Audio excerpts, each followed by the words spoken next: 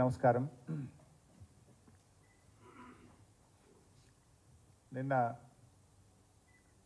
రాష్ట్ర ముఖ్యమంత్రి వర్యులు గౌరవనీయులు రేవంత్ రెడ్డి గారి ప్రెస్ కాన్ఫరెన్స్ ఒకసారి మనం చూస్తే మితిమీరిన అహంకారం, అబద్ధాలు, అర్ధసత్యాలు, సంస్కారం లేనటువంటి భాష, వికారమైనటువంటి ధోరణి, వితండవాదం తప్ప ఇంకేం కనిపించలేదు.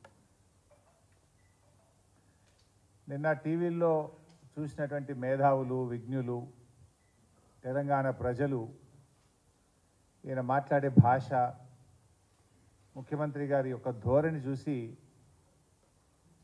ఒక రాష్ట్ర ముఖ్యమంత్రి ఈ రకంగా మాట్లాడతారా అని చెప్పి అసహించుకున్నటువంటి పరిస్థితి ఉన్నది. ఆయన నిన్న ఉదయమే పద్మ అవార్డు గ్రహీతల సన్మాన కార్యక్రమంలో నిన్న పాల్గొన్నారు. ఆ కార్యక్రమంలో మాజీ ఉపరాష్ట్రపతి వెంకయ్య నాయుడు గారు, చిరంజీవి గారు, పలువురు వక్తలు రాజకీయాల్లో వ్యక్తిగత దూషణలు ఉండొద్దని, విలువలు పెంచే విధంగా ఉండాలని చెప్పి అక్కడ సూచనలు చేశారు. ఆ సమావేశంలో పాల్గొన్నటువంటి ముఖ్యమంత్రి గారు స్వయంగా ఆ పెద్దల సమక్షంలో ఇక తాను ఎంతమాత్రం వ్యక్తిగత దూషణలు చేయబోనని, ఆ సభలో ప్రజలకిచ్చిన హామీని సాయంత్రం అయ్యేసరికి మారిపోయింది. నీచమైనటువంటి పద్ధతుల్లో తెలంగాణ రాష్ట్రాన్ని సాధించినటువంటి తెలంగాణ తొలి ముఖ్యమంత్రి కేసీఆర్ గారి పైన ఆయన వ్యక్తిగత దూషణలకు దిగిన విషయం మనందరూ కూడా చూసాం. అంటే రేవంత్ రెడ్డి గారి మాట తీరు ఏంటిది, మాట ఇస్తే నిలుపుకునే తీరు ఏంటిది అనేది నిన్న రెండు కూడా తేలిపోయినాయి. ఉదయం మాట ఇచ్చిండు, సాయంత్రానికల్లా మాట ఎత్తేసిండు. సరే, విషయానికి వస్తే ఇవాళ రాష్ట్ర ప్రభుత్వం మేము అప్పచెప్పేది లేనే లేదు, మేము ప్రాజెక్టులు చెప్పము అని రంకెలేస్తూ ఉన్నారు. అసలు సమస్య ఎందుకు వచ్చింది? ఇవాళ మీరు స్పష్టంగా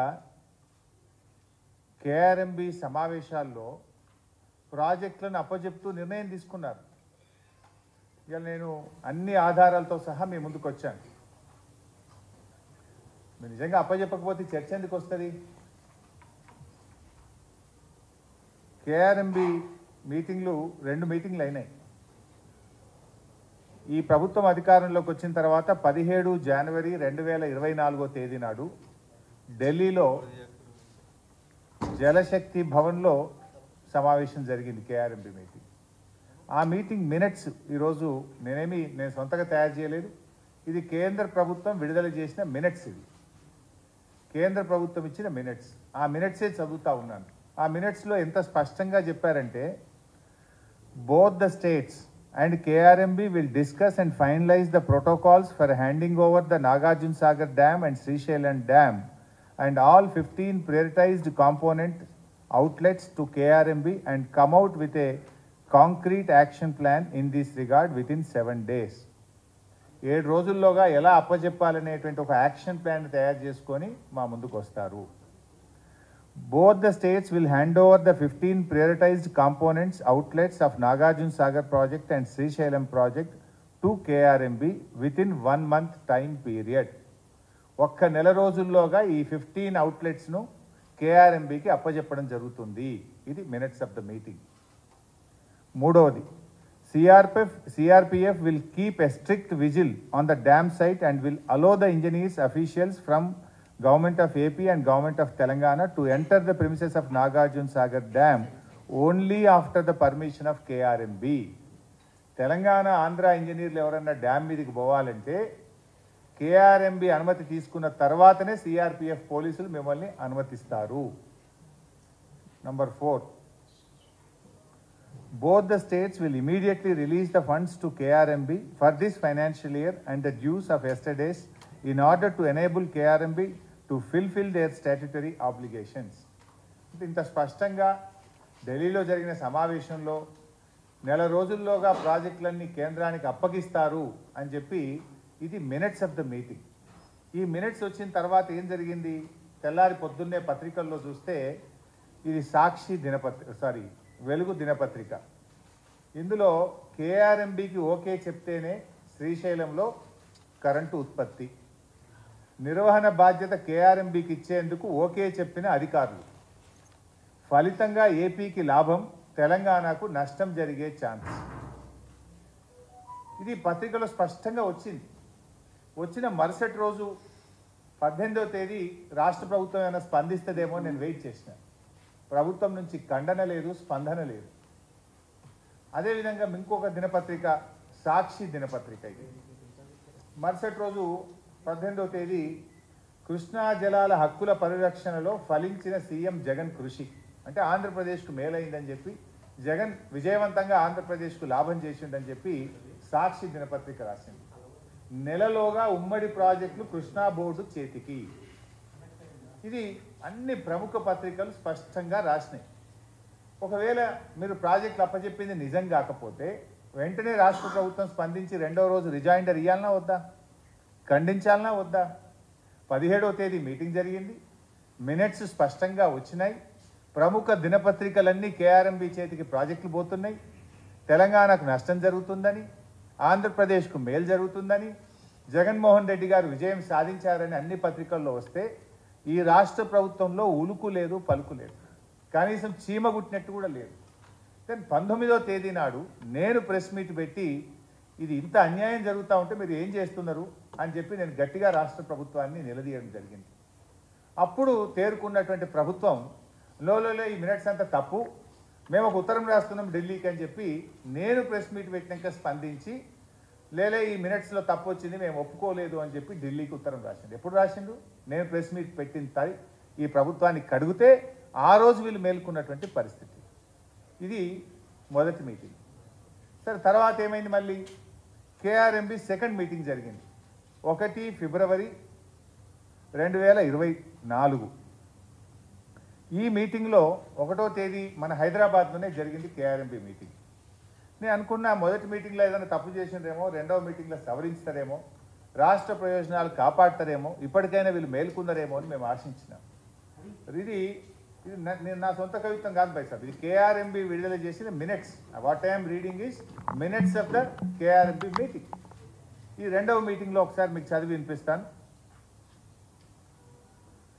2వ మీటింగ్లో కూడా స్పష్టంగా the ENC government of Andhra Pradesh informed that they are ready to hand over all the outlets under their control of KRMB provided the government of Telangana state also hands over all the outlets under Telangana control to KRMB. తెలంగాణలో ఇస్తే మేము ఇవ్వడానికి రెడీగా ఉన్నామని ఆంధ్రప్రదేశ్ చెప్పింది. Then Telangana ENC, the ENC government of Telangana stated that they have to take concurrence of the government as the permission for handing over outlets of Telangana state powerhouses need to be obtained from TS Genco government of Telangana. ఏమన్నారు? Power house అవుట్లెట్లు ఇవ్వడానికి రాష్ట్ర ప్రభుత్వ అనుమతి కావాలన్నాడు, కానీ irrigation outlets గురించి objection చెప్పలేదు కదా. Number 2. Number 3, when all the outlets are handed over to KRMB, these will be under the control of KRMB and will be manned by the staff from both the states in equal proportion. This staff will report to KRMB through their salary and other benefits will be paid by respective state governments. ఒకవేళ మీరు project అప్పజెప్పేదే నిజం కాకపోతే 2 రాష్ట్రాలు ఉద్యోగులను ఇస్తాయి, ఆ ఉద్యోగుల జీతాలు రాష్ట్ర ప్రభుత్వాలే చెల్లిస్తాయనే చర్చ ఎందుకు వస్తుంది? ప్రాజెక్టు మీరు అప్పజెప్పింది కనుక పారాగ్రాఫ్ 3లో ఏమన్నారు? 2 రాష్ట్రాలు కేఆర్ఎంబికి సమ నిష్పత్తిలో ఉద్యోగులను అప్పజెప్తారు, ఆ ఉద్యోగుల జీతాలు మాత్రం రాష్ట్రాలు చెల్లిస్తాయి. మీరు ప్రాజెక్టులు అప్పజెప్పిందే నిజం కాకపోతే ఉద్యోగులు ఇచ్చే ప్రస్తావన ఎందుకు వస్తుంది? This is the minutes of the meeting. Number 2, ఇంకా మంచిగా వీడియోలోనే వినండి, వాళ్ళ మాటలుగా నేను చెప్పింది కాదు. You can listen their words. వాళ్ళు 2వ కేఆర్ఎంబి మీటింగ్ జరిగిన తర్వాత బయటకు వచ్చి ఆంధ్రప్రదేశ్ ఈఎన్సీ గారు, తెలంగాణ ఈఎన్సీ గారు మీడియాతో మాట్లాడారు. ఏం మాట్లాడారో ఒకసారి దయచేసి మీరే వినండి. To hand over monitoring and water releases of 15 outlets which are identified on both the reservoirs. దానికోసం స్టాఫ్ని ఎవరైనా పెట్టాలన్న దాని మీద so representation from both sides ఉంటారు. మళ్ళీ 3 మెంబర్ కమిటీ రికమెండేషన్స్ ప్రకారము కేఆర్ఎంబి రిలీజ్ ఆర్డర్స్ను ఇంప్లిమెంట్ చేయడము, ఎన్షూర్ చేయడము వాళ్ళ బాధ్యత అవుతుంది. ఏదైనా సడన్గా ఇఫ్ దేర్ ఆర్ చేంజెస్ అంటే రిలీజ్ ఆర్డర్ ఇచ్చిన తర్వాత ఆ వాటర్ అవసరం లేకుండా పోయితే ఏదైనా స్టేట్కి, ఎందుకంటే సడన్గా వర్షాలు రావచ్చు, అప్పుడు నీళ్ళను సేవ్ చేయడానికి ఏదైనా ఇష్యూస్ ఉంటే కూడా ఇమీడియట్గా 3 మెంబర్ కమిటీలో ఉన్న any member from any state represent చేస్తే accordingly modifications will also be taken up. Seasonal ఇప్పుడైతే 3 మ్యాన్ కమిటీ ప్రకారమే ప్రాజెక్ట్ ఆపరేట్ అవుతుంది. బట్ ఆపరేటింగ్ పార్ట్ మొత్తం కేఆర్ఎంబికి తీసుకునేటట్టు ఈరోజు నిర్ణయం జరిగింది. కేఆర్ఎంబికి కావాల్సిన స్టాఫ్ కానీ both states Telangana and AP మేము మా స్టాఫ్ వాళ్ళకి ఇస్తాం ఆపరేషన్కు. Water releasing quantum, water releasing schedule as per 3 man committee decision జరుగుతుంది. రెండు రాష్ట్రాల ఈఎన్సీలు మీటింగ్ జరిగిన తర్వాత బయటకు వచ్చి వీడియో కూడా మీకు పంపిస్తాను. ఆంధ్రప్రదేశ్ ఈఎన్సీ గారు స్పష్టంగా కాంకరెన్స్ అనే పదం వాడింది. అంటే ఇద్దరు ఈఎన్సీలు కూడా బయటకు వచ్చిన తర్వాత కేఆర్ఎంబికి ప్రాజెక్టులు అప్పచెప్తాం, ఉద్యోగులను అప్పచెప్తాం, నిర్వహణ అంతా కూడా కేఆర్ఎంబి చూసుకుంటుందని అంత స్పష్టంగా చెప్పినారు. దీన్ని బట్టి ఒక విషయం ఏమర్థమైంది, ప్రాజెక్టుల విషయంలో ఎవరెన్ని మాటలు చెప్పినా 10 ఏళ్లలో కేసీఆర్ గారి ప్రభుత్వం కేఆర్ఎంబికి ప్రాజెక్టులు అప్పచెప్పలేదు. కానీ వచ్చిన 2 నెలల్లోనే మీరు అవగాహన రైత్యంతో, తొందరపాటుతో మీరు ఇలా మన తెలంగాణ ప్రాజెక్టులను ఢిల్లీ చేతిలో పెట్టి అడుక్క తినే పరిస్థితి తెచ్చినారు మీరు. Is it not your failure? కానీ దురదృష్టం ఏంటంటే ఆ ఫెయిల్యూర్ను కప్పుకోవడానికి, అంటే ఆ ఫెయిల్యూర్ను ఒక తప్పును కప్పిపుచ్చుకోవడానికి మరిన్ని తప్పులు చేసే విధంగా ఒక అబద్ధాలు మాట్లాడడం, ఎదురుదాడికి దిగడం, దుర్భాషలు ఆడడం, ఇది ఒక ముఖ్యమంత్రికి తగునా అని నేను అడుగుతా ఉన్నా. సరే, వ్యక్తిగతంగా రాజకీయాలు, ఎలక్షన్లు, ఓట్లు, సీట్లు అంటే ఎంతైనా తిట్టుకుందాం, ఓకే, కొట్లాడదాం. కానీ ఇది రాష్ట్ర ప్రయోజనాలు, ఇది జాతి భవిష్యత్తు, ఈ రాష్ట్ర ప్రజల భవిష్యత్తును ఫనంగా పెట్టొద్దని నేను ముఖ్యమంత్రి గారిని కోరుతా ఉన్నా. బేషిజాలు కాదు కావాల్సింది, మనము రాజకీయాలకు అతీతంగా రాష్ట్ర ప్రయోజనాలు కాపాడాలి. అన్ని అబద్ధాలు అంటే ఇలా అబద్ధాల పునాదుల మీద ప్రభుత్వాలు నడపాలనడం అనేది కరెక్ట్ కాదు. ప్రభుత్వాలు ప్రజల కోసం పనిచేయాలి, రాజకీయాల కోసం కాదు. అట్లా మీరు నిన్న పలు అంశాలను కూడా నేను మీ దృష్టికి తేవాలనుకుంటా ఉన్నా. ఒక అంశం మీరు చూస్తే,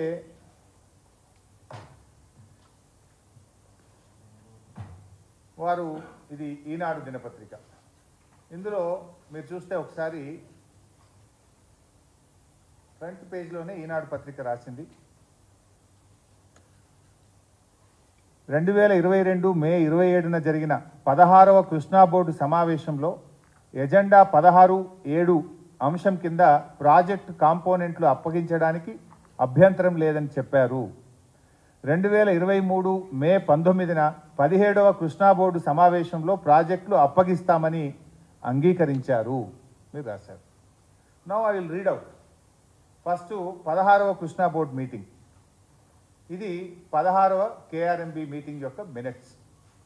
16వ కేఆర్ఎంబి మీటింగ్ మినిట్స్. ఇందులో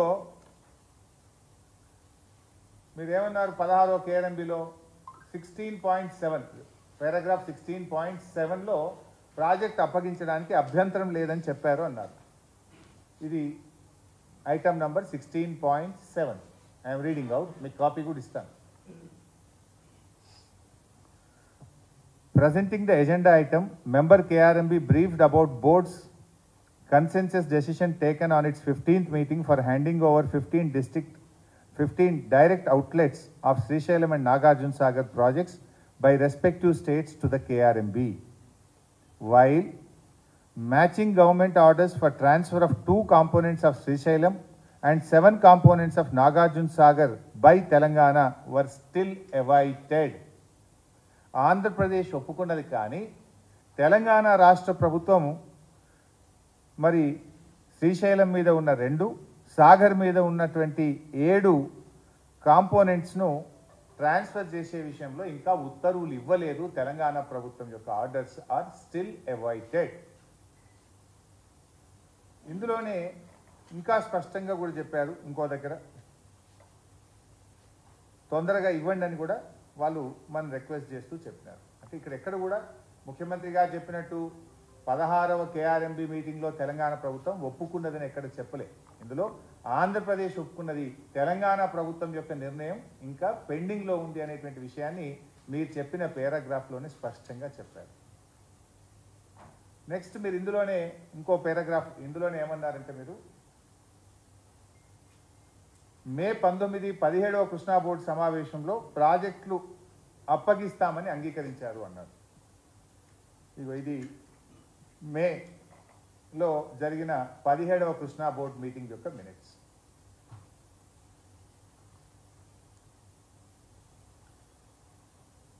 ఇందులో నేను page number 10 paragraph 17.11 Government of AP has already issued directions for handing over a total of 6 prioritized components of Srisailam and Nagarjuna Sagar project under their control to KRMB on 14/10/2021, GO number 54, GO number 17 respectively, as per the decisions taken by the 15th board meeting. To this, ఇప్పుడు తెలంగాణ అంశం. To this, Special Chief Secretary I&C CAD, Government of Telangana stated that they do not agree for transfer of the components of Srisailam and Nagarjuna Sagar and stressed that the matter may be referred to the Apex Council to discuss common assets and to review the Gazette notification of 2482 dated 15/7/2021. ఎంత పచ్చి అబద్ధం మాట్లాడతారండి ముఖ్యమంత్రి. ఒక ముఖ్యమంత్రి ఇంత పచ్చి అబద్ధం ఎంత స్పష్టంగా అయ్యాలి. దినపత్రికలో ఈ పత్రిక చదివిన పాఠకుడు ఏమనుకోవాలి? ఈనాడు దినపత్రిక చదివింది ఒక రాష్ట్ర ముఖ్యమంత్రి మాట్లాడితే నిజమని అనుకుంటారా అనుకోరా? భవిష్యత్తులో మీరు కూడా జర్నలిస్టులతో కూడా మనం ఏంటంటే ఆయన మాటలు చెక్ చేసుకొని మీరు రాయాల్సిన పరిస్థితి. ఎందుకంటే మన క్రెడిబిలిటీ పోతుంది, పత్రికల క్రెడిబిలిటీ పోయే ప్రమాదం ఉన్నది. ఒక ముఖ్యమంత్రి మాట్లాడినప్పుడు ఒక ప్రముఖ దినపత్రికలు ఏమైంది వాళ్ళ ఆయన so and so 17th board మీటింగ్లో తెలంగాణ ప్రభుత్వం ఒప్పుకున్నది అని చెప్పింది. 17th బోర్డు మీటింగ్లో ఎంత గట్టిగా చెప్పిండు తెలంగాణ ఇరిగేషన్ స్పెషల్ సిఎస్, మేము ఒప్పుకునే సమస్యే లేదు, ఈ సమస్యను పూర్తిగా చర్చించడానికి అపెక్స్ కమిటీకి, అంటే 2 ముఖ్యమంత్రులు కేంద్ర జలవనరుల మంత్రి అధ్యక్షతన జరిగే సమావేశానికి రెఫర్ చేయండి, ఈ కేఆర్ఎంబి ఇచ్చిన ఆర్డరే తప్పు, ఈ ఆర్డర్ మీదనే పూర్తిగా రివ్యూ చేయాల్సిన అవసరం ఉంది, మేం ప్రాజెక్టులు అప్పచెప్పే సవాలే లేదు అని చెప్పి ఆ రోజు అప్పటి ప్రభుత్వం అంత స్పష్టంగా చెప్పింది. మరి ఇంత పచ్చి అబద్ధాలు పట్టపగలు సెక్రటరియట్లో కూర్చొని ఒక ముఖ్యమంత్రి గారు మాట్లాడడానికి తగునా? ఇంత ఇంత ఇంత దుర్మార్గం. ఇంకా ఎంత స్పష్టంగా ఇంకా 50-50 వాటర్ రేషియో ఇవ్వాలని కూడా ఉంది. This is the meeting of the 17th KRMB meeting. ఎంత దగుల్బాజితనము, ఎంత దారుణంగా, ఎంత పచ్చిగా అబద్ధాలు మాట్లాడుతున్నారనడానికి ఇది దయచేసి ఈ తెలంగాణ సమాజము, విజ్ఞులైనటువంటి ప్రజలు, మేధావులు, జర్నలిస్టులు అందరూ కూడా వీటిని గుర్తించాలని చెప్పి నేను కోరుతాను. ఇకపోతే ఆయన గారు ఇంకోటి మాట్లాడినారు. ఇంకా నేను అసెంబ్లీలో చాలా చెప్తా, ఇంకా ఇప్పుడు కొద్దిగానే ఇవాళ ఓన్లీ శాంపుల్ మాత్రమే రిలీజ్ చేస్తున్నాను, చాలా చెప్పేటండి. ఇది ఆంధ్రజ్యోతి దినపత్రిక. ఎవరిని కూడా నారాజ్ చేయదలుచుకోవాలి, అన్ని పత్రికలు చూపిస్తారు, ఒక్కొక్కటి చెప్తారు. సో ఇది ఆంధ్రజ్యోతి దినపత్రికలో ఈరోజు పత్రిక. మైక్ వస్తలేదా బై సార్? ఓకే. ఆంధ్రజ్యోతి దినపత్రిక. పదవులకు ఆశపడి పెదవులు మూసుకున్నారు, ఇది మా మీద ఆరోపణ. ముఖ్యమంత్రి గారు ఏమంటాడు? ముఖ్యమంత్రి గారు 2004లో కాంగ్రెస్ ప్రభుత్వంలో ఏర్పడ్డ కేంద్ర రాష్ట్ర ప్రభుత్వాల్లో టీఆర్ఎస్ భాగస్వామి అని, పోతిరెడ్డిపాడు పొక్క పెద్దది చేసే నిర్ణయం జరిగినప్పుడు హరీష్ రావు, నాయన్ నరసింహారెడ్డిలు మంత్రులుగా ఉన్నారని ఆయన మా మీద ఆరోపణ చేసింది. పోతిరెడ్డిపాడు పొక్క కొట్టినప్పుడట మేము రాజశేఖర రెడ్డి గారి క్యాబినెట్లో మంత్రులుగా ఉన్నాం, మేమే దీనికి బాధ్యులము, మీరు పెదవులు మూసుకున్నారు పదవుల కోసం అని మాట్లాడారు. పెదవులు మూసుకున్నది నీ పక్కన కూర్చున్న ఉత్తమ్ కుమార్ రెడ్డి, నీ పక్కన కూర్చున్న కోమటిరెడ్డి వెంకటరెడ్డి, నీ పక్కన కూర్చున్న నాటి కాంగ్రెస్ మంత్రులు. నువ్వు మూసుకున్నావు పెదవులు, మేం కాదు. నేను సాక్ష్యాధారాలు ఇస్తా.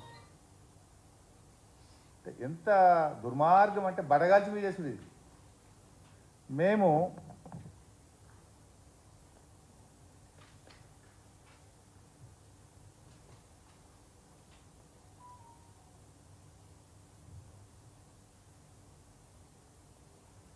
బైసాబ్ ఈ 2 జీవోలు పోతిరెడ్డిపాడు ప్రాజెక్టును పొక్క పెద్దగా చేయడానికి ఆనాటి ఆంధ్రప్రదేశ్ ప్రభుత్వంలో వైఎస్ రాజశేఖర రెడ్డి గారు తెచ్చిన జీవోలు. GO number 170 13/9/2005. మంచిగా వినండి బైసాబ్, 13/9/2005. ఈ జీవోలో కొంచెం తప్పు ఉందని దీన్ని కరెక్షన్ చేసి ఇంకో జీవో తెచ్చినారు. GO number 233 19 December 2005. సో మొదటి జీవో వచ్చింది 13 సెప్టెంబర్ 2005కి వచ్చింది. మరి మేము మంత్రులుగా ఎప్పుడు రాజీనామా చేసినాం బైసాబ్? ఇది కూడా మళ్ళా, ఎందుకంటే ఆంధ్రజ్యోతి చూపించిన కనుక ఆంధ్రజ్యోతి చూపిస్తా.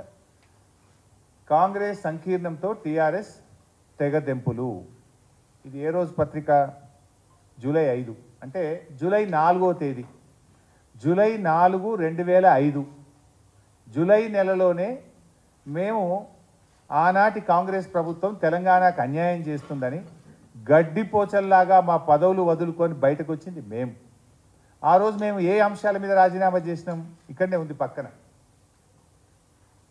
610 జీవో అమలు చేయడం లేదు కనుక రాజీనామా చేస్తున్నాం. పులిచింతల తెలంగాణను ముంచి ఆంధ్రాకు నీళ్లు పారిస్తున్నావు కనుక తెలంగాణకు అన్యాయం చేసే పులిచింతల ప్రాజెక్టు కడుతున్నాం కనుక రాజీనామా చేస్తున్నాం. తెలంగాణ ఉద్యమ పవిత్రత కాపాడడం కోసం రాజీనామా చేస్తున్నాం. తెలంగాణ ప్రాంతానికి వైఎస్ రాజశేఖర రెడ్డి గారు అన్యాయం చేస్తున్నారు కనుక రాజీనామా చేస్తున్నాం. నక్సలైట్లతో చర్చలు జరగాలంటే మీరు ఎన్కౌంటర్లు చేస్తున్నారు కనుక రాజీనామా చేస్తున్నాం. ఆ రోజు తెలంగాణ ప్రజల ప్రయోజనాల కోసం మేము జూలై 4, 2005 మేము రాజీనామా చేసినాం. పోతిరెడ్డిపాటి జీవో ఎప్పుడు వచ్చింది బైసాబ్? 13 సెప్టెంబర్ 2005. జూలై అంటే జూలై, ఆగస్ట్, సెప్టెంబర్. మేము రాజీనామా చేసిన 3 నెలల తర్వాత పోతిరెడ్డిపాటి జీవో వచ్చింది. నేను ఏమన్నారు రేవంత్ రెడ్డి గారు?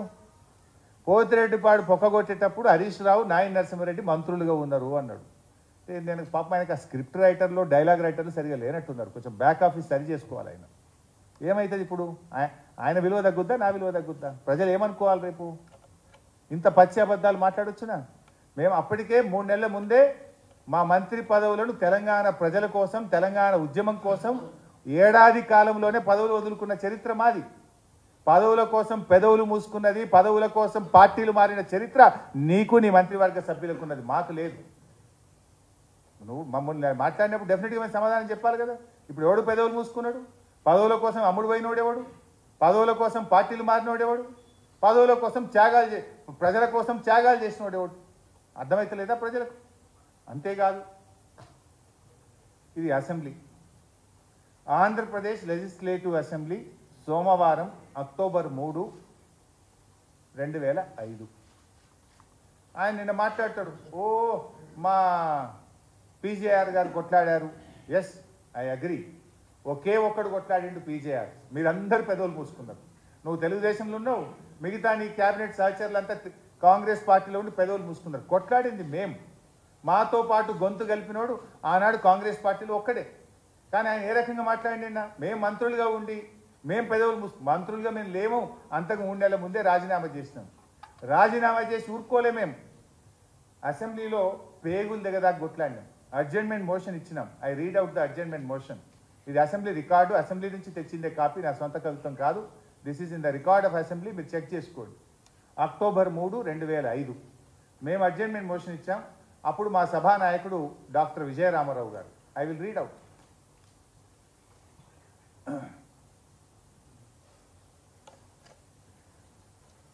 ఏ అడ్జర్న్మెంట్ మోషన్స్ డిస్కషన్లోకి రావో వాటి విషయమై మీరు వేరే నిబంధనల ప్రకారం వస్తే వాటిని పరిశీలించడం జరుగుతుంది అని స్పీకర్ గారు అనౌన్స్ చేసి, డాక్టర్ జి విజయరామారావు అంటే మా ఫ్లోర్ లీడర్ ఆయన, augmentation of Pothireddypadu water, it is disastrous, it is a dangerous move. The government decision is adversely affecting the interests of Telangana and Delta region. Ultimately, the entire Krishna water will be diverted to only Rayalaseema area. In future, there will not be any amount of water available to either Telangana or Delta area.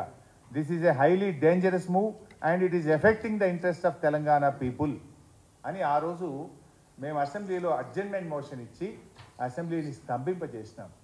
ఒక్కరోజు 2 రోజులు కాదు, పోతిరెడ్డిపాడు మీద 40 రోజులు అసెంబ్లీని స్తంభింపజేసి ఉమ్మడి ఆంధ్రప్రదేశ్లో గడగడలాడించింది ఆనాటి TRS party. పోరాడింది మేము, గొంతు పోయేదాకా గొంతు చించుకొని మేము గొంతెత్తి నినాదాలు ఇచ్చినాం, పేగులు దిగదాకా కొట్లాడినటువంటి పార్టీ టీఆర్ఎస్ పార్టీ ఆ రోజు. కానీ పదవుల కోసం పెదవులు మూసుకున్నది, పార్టీలు మారిన చరిత్ర నీకు నీ మంత్రివర్గ సహచరులకు ఉంది. కానీ నీ పరిస్థితి ఎట్లుందంటే చోరు ఉల్టా కోత్వాల్కు డాంటే అన్నట్టు దొంగతనం చేసిన దొంగనే దొంగ దొంగ అని గట్టి గడిచినట్టు నీ తీరు గట్టి ఉన్నది నీది. ఎవరు ఇప్పుడు అర్థమవుతలేదు. ఇంతకంటే సాక్ష్యాధారం ఏం కావాలి? జీవో ఎప్పుడు వచ్చింది, మేము రాజీనామాలు ఎప్పుడు చేసినాము, అసెంబ్లీలో కొట్లాడింది ఎవరు, ఇంతకంటే సాక్ష్యాధారాలు ఏం చూపించాలి? అంటే నువ్వు ఈ రకంగా ఇలా ఒక తప్పుదో పట్టించే విధంగా అర్ధ సత్యాలను అబద్ధాలను ఒక ముఖ్యమంత్రి అయి ఉండి సచివాలయం నుంచి మాట్లాడటం తగునా అని చెప్పి నేను అడుగుతా ఉన్నా. ఇక మూడో విషయం, సాక్షి దినపత్రిక. అంటే అందరికీ న్యాయం చేస్తా అని చెప్పిన కదా భాష. సాక్షి, ఐ విల్ రీడ్ అవుట్. ఇందులో సాక్షి దినపత్రికలో ఈరోజు గత ఏడాది మే 19న జరిగిన కృష్ణా బోర్డు 17వ సమావేశంలో ప్రాజెక్టులు అప్పజెప్పేందుకు ఒప్పుకుంటూ కేసీఆర్ స్వయంగా సంతకాలు చేశాడు. ఇప్పుడే చదివాను 17వ బోర్డు మీటింగ్ మీకు. This is 17th board meeting by sir.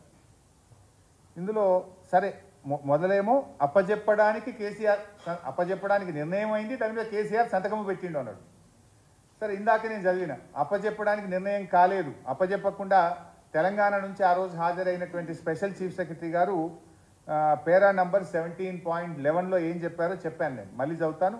To this special chief secretary I and CAD government of Telangana stated that they do not agree for transfer of the components of Srisailam and Nagarjuna Sagar and stressed that the matter may be referred to the Apex Council to discuss common assets and the review of Gazette Notification 2842. First of all, అప్పచెప్పలేదు. ఆయన ఇంకో అబద్ధం ఏం మాట్లాడిండు, కేసీఆర్ స్వయంగా సంతకం పెట్టాడు. ఈ మినిట్స్లో ఎవరెవరు మీటింగ్ అటెండ్ అయినో కూడా ఉంటుంది బై సార్ లాస్ట్ పేజ్లో. ఇందులో పేజ్ నంబర్ 21 ఇది list of the participants of the 17th meeting of Krishna river management board held on 10th May 2023. ఇందులో ఎవరు అటెండ్ అయ్యారు? కేఆర్ఎంబికి వెళ్ళి Nandakumar chairman, Raipur member secretary, ఇట్లా ఒక 29 మంది కేఆర్ఎంబి పేర్లు ఉన్నాయి. Government of Andhra Pradesh Shashibhushan IAS, Narayana Reddy 12 పేర్లు ఇంజనీర్లు అయి ఉన్నాయి. గవర్నమెంట్ ఆఫ్ తెలంగాణ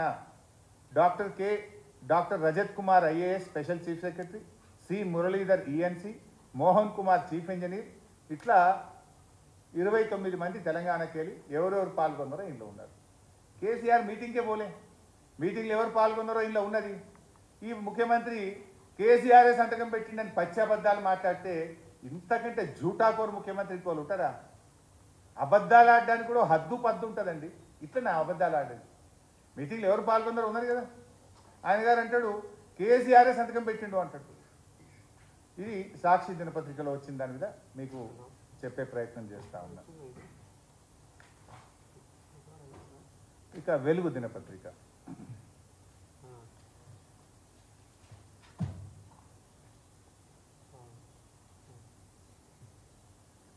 ఇందులో విభజన చట్టంలో తెలంగాణ ప్రాజెక్టులను కేంద్రానికి అప్పగించాలని ప్రతిపాదిస్తే నాడు ఎంపీగా ఉన్న కేసీఆర్, కేశవరావు గారు అడ్డుకోవాల్సింది పోయి చట్టాన్ని ఆమోదించేలా ఓటేశారు. 2 పాయింట్లు ఉన్నాయి ఇందులో చెప్తా. అసలు విభజన బిల్లు రూపొందించింది ఎవరు పైసా? ఆనాడు అధికారంలో ఉన్న కాంగ్రెస్ పార్టీ. విభజన బిల్లును ప్రధానంగా జయరాం రమేష్ గారు, చిదంబరం గారు, దిగ్విజయ్ సింగ్ గారు, ప్రణబ్ ముఖర్జీ గారు వారి పర్యవేక్షణలో ఆ రోజు ఏపీ రీఆర్గనైజేషన్ యాక్ట్ బిల్లు రూపొందించబడ్డది. అఫ్కోర్స్ ఇది రేవంత్ రెడ్డి గారికి తెలిసే అవకాశం లేదు. ఎందుకంటే ఆయన అప్పుడు తెలంగాణ ఉద్యమంలో లేడు, అంతకంటే కాంగ్రెస్ పార్టీలో లేడు. ఆయన అప్పుడు తెలంగాణ రాష్ట్ర ఏర్పాటును వ్యతిరేకిస్తూ 2 కళ్ళ సిద్ధాంతంతో చంద్రబాబు నాయుడు గారు ఢిల్లీలో ఆమరణ నిరాహార దీక్ష చేస్తే ఆమరణ నిరాహార దీక్ష శిబిరంలో ఉన్నాడు రేవంత్ రెడ్డి గారు. అందువల్ల ఆయనకు ఈ బిల్లు ఎవరు తయారు చేసిండ్రు, ఈ బిల్లును ఎవరు ప్రవేశపెట్టిండ్రు అనేది ఆయనకు తెలిసే అవకాశం లేదు. కానీ కనీసం మాట్లాడేటప్పుడు తెలుసుకోవాలన్నా తెలుసుకోవాలి కదా బై సాబ్. ఇప్పుడు ఆ బిల్లు ఏంటిది? AP reorganisation act. తెలంగాణ రాష్ట్ర ఏర్పాటు మీద లోక్సభలో పెట్టే బిల్ అది. ఆ బిల్లులో ఎక్కడో ఒక దగ్గర కేఆర్ఎంబి అనేది ఒక పారాగ్రాఫ్ ఉండొచ్చు. మొత్తం 4 కోట్ల తెలంగాణ ప్రజలు లోక్సభలో తెలంగాణ బిల్లు పాస్ అవుతుందా పాస్ కాదా అని ఉత్కంఠతతో, నరాలు దిగే ఉత్కంఠతతో రాష్ట్ర ప్రజలందరూ చూస్తూ ఉంటే తెలంగాణ ఆమోదానికి కేసీఆర్ ఓటు వేయాలనా వద్దా? ఏ వితండవాదం ఇది? బిల్లు తయారు చేసింది కాంగ్రెస్ పార్టీ, బిల్లును ప్రవేశపెట్టింది కాంగ్రెస్ పార్టీ, బిల్లును ఆమోదించింది కాంగ్రెస్ పార్టీ. మీకు లేదా బాధ్యత? మరి మీకు లేదా బాధ్యత? మా మీద ఏదో నువ్వు బురద తల్లి ఒక వితండవాదాన్ని నువ్వు పెట్టి, అసలు ఆ బిల్లు దేంది? తెలంగాణ రాష్ట్ర ఏర్పాటును చేస్తూ లోక్సభలో పెట్టిన బిల్లు. అందులో ఏమేమి కాంపోనెంట్లు 10 కాంపోనెంట్లు ఉన్నాయి. ముందు తెలంగాణ రాష్ట్రం తీసుకోవాలన్నా మేము? దీనికోసం ఆగాలనా? మోర్ దాన్ దట్, బిల్లు తయారు చేసింది కేసీఆర్ తయారు చేస్తాడా, ప్రభుత్వం తయారు చేస్తుందా? ఆనాటి కేంద్ర ప్రభుత్వం తయారు చేస్తుంది. అందరికీ తెలుసు జయరాం రమేష్ తయారు చేసిండని. కానీ దాన్ని ఏదో కేసీఆర్ చేసిండు అనే విధంగా మా మీద బుద్ధ జల్లే ప్రయత్నం.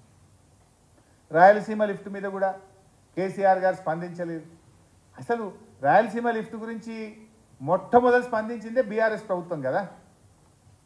5 మే 2020 నాడు జీవో వస్తే వారం రోజుల లోపల 12 మే 2020 నాడు కేంద్ర ప్రభుత్వానికి కంప్లైంట్ చేసినాం. కొట్లాడింది మేము. విత్ ఇన్ డేస్, ఒక వారం లోపలనే మేము కేంద్ర ప్రభుత్వానికి చెప్పినాం. కేంద్ర ప్రభుత్వానికి లెటర్ రాయడం కాదు, apex committee meeting, second apex committee meeting, రెండవ అపెక్స్ కమిటీ మీటింగ్ జరిగితే on the face of Jaganmohan Reddy గారు కూడా మీటింగ్లో ఉన్నారు.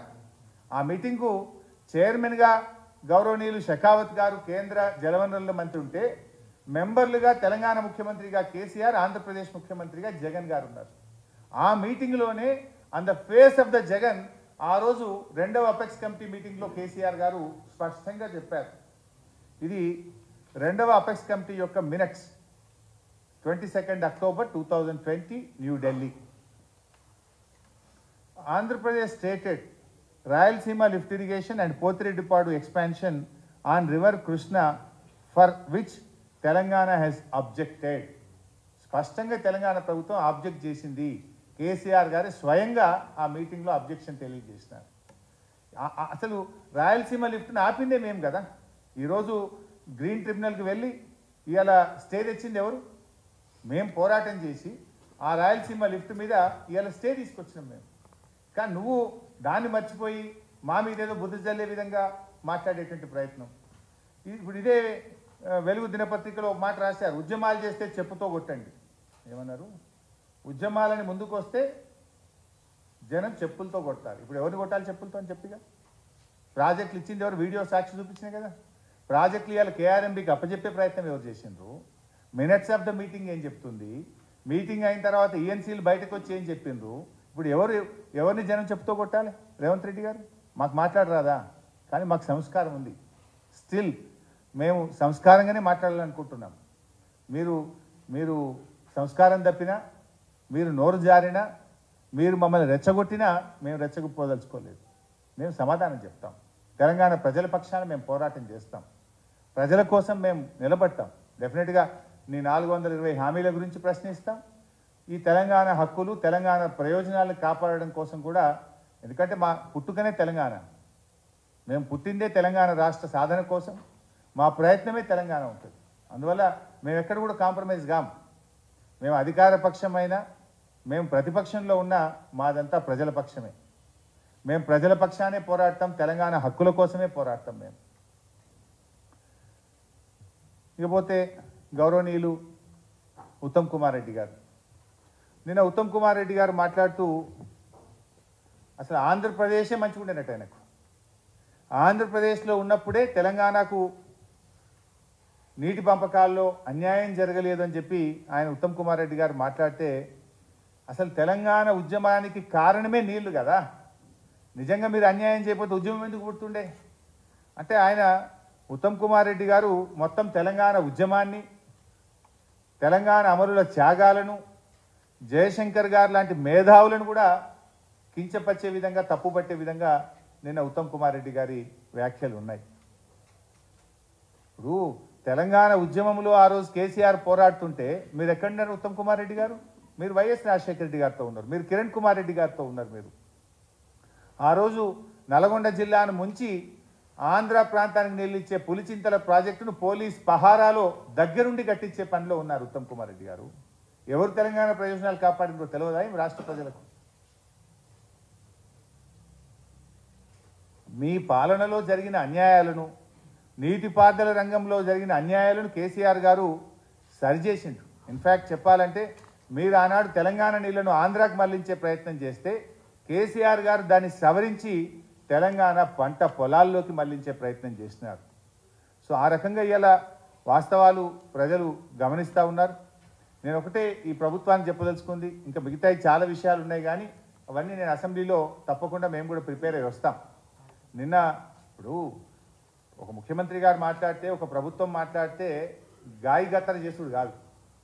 ఇప్పుడు సబ్జెక్ట్ లేని వాళ్ళు గాయగత్తర చేస్తారు, విషయం తెలియని వాళ్ళు విషయం జిమ్మే ప్రయత్నం చేస్తారు, అంతే కదా. ఇప్పుడు బూతులతో బుల్డోజ్ చేయడం కాదు బైసాబ్, విషయాలు మాట్లాడండి, తప్పకుండా మేము సమాధానం చెప్తాం. తప్పైతే తప్పును ఒప్పుకుంటాం, ఒప్పు అయితే ఒప్పు అంటాం, మంచి పని చేస్తే శబాష్ అంటాం. మాకేం బేసిజాలు లేవు, మాకంటే బాగా పని చేయండి. మీరు 5 ఏళ్ళు మంచిగా ఉండాలనే కోరుకుంటున్నాం.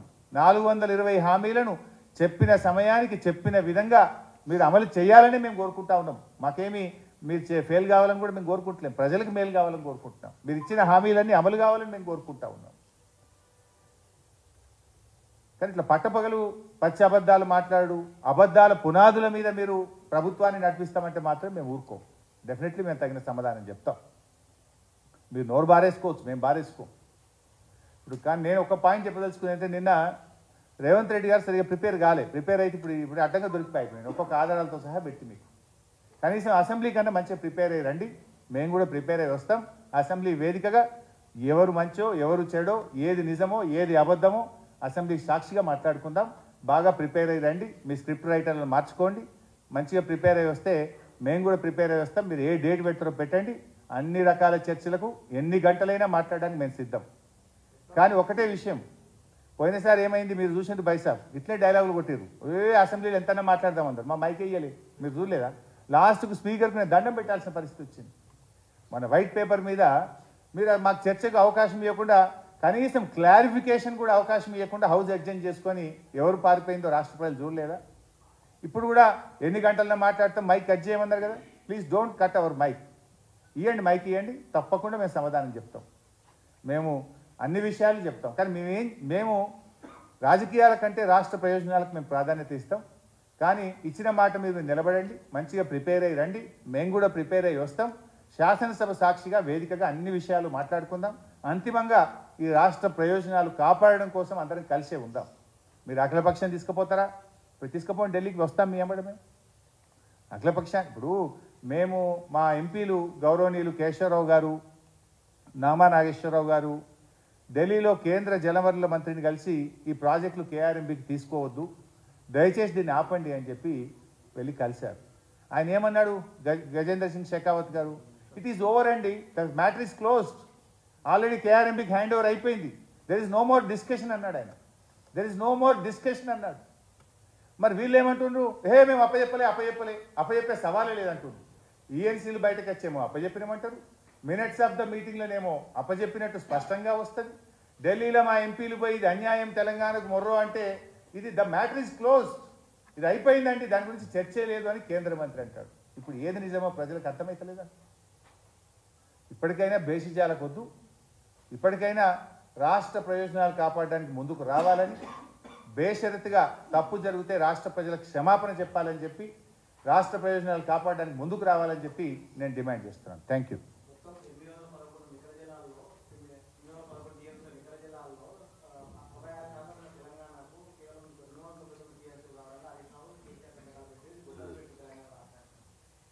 సరే, దాని మీద కూడా నేను డీటెయిల్గా అసెంబ్లీలో సమాధానం చెప్తా. అందులో కూడా అర్ధ సత్యమే చదివిండి ఆయన, కింద చదవలే పారాగ్రాఫ్. ఆ పేపర్ కూడా మీకు ఇస్తాను నేను. ఇట్ ఈజ్ ఓన్లీ అడ్హక్, ఈ ఒక్క సంవత్సరానికి మాత్రమే నిర్ణయిస్తున్నామని, దీని మీద రేపు ట్రిబ్యునల్ ముందు వాదనల్లో కానీ, రేపు నికర జలాల కేటాయింపులో కానీ ఇది ఎంత మాత్రం కూడా దీని యొక్క ప్రభావం ఉండదు అని స్పష్టంగా అందులో రాశారు. ఆ ఘనత ఎవరిది బైసాబ్? కాంగ్రెస్ పార్టీది కాదా? అసలు ఎక్కడి నుంచి వచ్చింది ఆ ఫిగర్? ఉమ్మడి ఆంధ్రప్రదేశ్లో మీరు తెలంగాణకు ప్రాజెక్టులు కట్టకపోవడం వల్ల, తెలంగాణకు నికర జలాలు కేటాయించకపోవడం వల్ల మనకు ఆ రోజుకు నిర్మితమైన ప్రాజెక్టులకు అవసరమైన నీళ్లు అంతా అని ఉమ్మడి ఆంధ్రప్రదేశ్ అసెంబ్లీ ఆనాటి కాంగ్రెస్ ప్రభుత్వం నిర్ణయించింది. That credit goes to Congress government. నిజంగా మీరు అప్పుడు ప్రాజెక్టులు కట్టి ఉంటే, నీళ్లు నికర జలాలు కేటాయించి ఉంటే మనకు 299 ఎందుకు వస్తుండే? సో అప్పటి వరకు ఆంధ్రప్రదేశ్ అసెంబ్లీ, అప్పటి కాంగ్రెస్ ప్రభుత్వం ఆనాటి అసెంబ్లీలో 299, 511 తేల్చింది. సో దాన్ని అడహగ్గా వాళ్ళు మొదటి ఆర్థిక సంవత్సరంలో చేసినారు. కానీ అది పర్మనెంట్ అలొకేషన్ కాదు. దాని మీద మేము ఎట్లా పోరాటం చేసినాం, ఇలా ట్రిబ్యునల్ తెచ్చినాం. లెందీ అవుతుంది, నేను చెప్తలేను, మళ్ళీ నా ఇష్యూ డైల్యూట్ అవుతుంది. బట్ అసెంబ్లీలో చెప్తా. ట్రిబ్యునల్ కోసం రాష్ట్రం ఏర్పడిన నెల రోజుల్లోపే స్వయంగా కేసీఆర్ గారే వెళ్ళి సెక్షన్ 3 కింద మేము కంప్లైంట్ ఇచ్చినాం. ఇది కృష్ణా జలాల్లో నదీ పరివాహక ప్రాంతం ఆధారంగా మాకు నీళ్ళు ఎక్కువ రావాలి, వెంటనే ట్రిబ్యునల్ వేయండి, మాకు నీళ్లు కేటాయించండి అని చెప్పి మేము కొట్లాడినాం. Of course that's a big subject. నేను మళ్ళీ అసెంబ్లీలో డిస్కషన్ వచ్చినప్పుడు చెప్తా. అది ఎక్కడ కూడా మేము కాంప్రమైజ్ కాము కూడా. Thank you.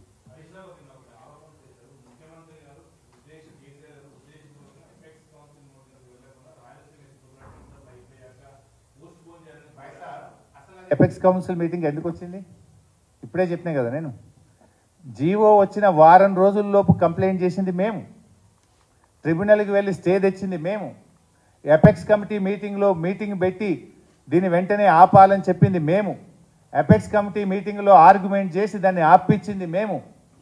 అసలు అది ఎపెక్స్ కమిటీ మీటింగ్ ఎవరు అడిగితే వచ్చింది? అది కంప్లైంట్ గివెన్ బై తెలంగాణ. వారం రోజుల్లోకి మేము కంప్లైంట్ ఇచ్చినాం. బ్రహ్మాండంగా మంచి న్యాయవాదులను పెట్టి ట్రిబ్యునల్లో ఆర్గ్యూ చేసి దాని మీద స్టే తెచ్చింది, పనులు ఆపేటట్టు స్టే తెచ్చింది మేము, పోరాడింది మేము.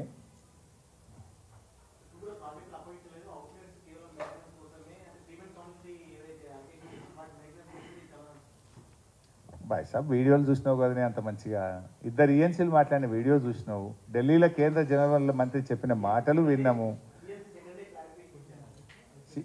వీడియోలే అంత మంచిగా చెప్తే మళ్ళీ ఇప్పుడు పైకి వెళ్ళి ఇప్పుడు మేము ఇక్కడ ప్రెస్ మీట్ పెట్టి గట్టిగా తిట్టే వరకు వాళ్ళని మొట్టికాయలు వేసి చెప్పిస్తారు మీరు. ఫస్ట్ మీటింగ్ మినిట్స్ ఏమొచ్చింది, సెకండ్ మీటింగ్ మినిట్స్ ఏమొచ్చింది, వీడియో బైట్ ఏమొచ్చింది, ఢిల్లీలో షెకావత్ గారు ఏమన్నారు?